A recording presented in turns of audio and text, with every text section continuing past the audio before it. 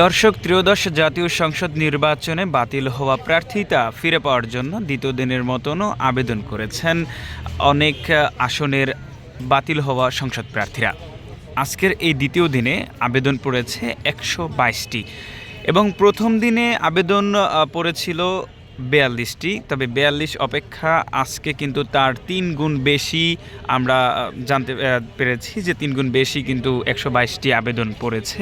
এবং আপনাদেরকে আরও জানিয়ে রাখি যে এই নির্বাচন কমিশন অফিস আগারগাঁওয়ের একেবারে মূল কেন্দ্রে, সেখানেই কিন্তু 10টি বুথের মাধ্যমে তারা এই আবেদন আপিল দায়ের গ্রহণ করেছেন এবং সেখানে ১২২টি দ্বিতীয় দিনের মতন ১২২টি সর্বমোট দ্বিতীয় দিন শেষে ১৬৪টি আপিল দায়ের সম্পূর্ণ হয়েছে এবং ১০ জানুয়ারি শুনানির মধ্য দিয়ে তারা প্রার্থিতা ফিরে পাবেন কিনা সেটা তারা নিশ্চিত হতে পারবেন। এবং আপনাদেরকে আরও জানিয়ে রাখি যে এবারের ত্রয়োদশ জাতীয় সংসদ নির্বাচনে অংশগ্রহণ করেছিলেন বলতে মনোনয়ন ফর্ম জমা দিয়েছিলেন ২৫৬৮টি এবং তার মধ্য দিয়ে ৭২৩টি মনোনয়ন ফর্ম কিন্তু বাতিল হয়েছিল। পরবর্তীতে ৫ জানুয়ারি থেকে ৯ জানুয়ারি পর্যন্ত 4 দিন এই আপিল আবেদন চলবে এবং ১০ জানুয়ারি শুনানির মধ্য দিয়ে জানতে পারবেন এবং তারা প্রার্থিতা ফিরে পাবেন কিনা সেটা নিশ্চিত হওয়া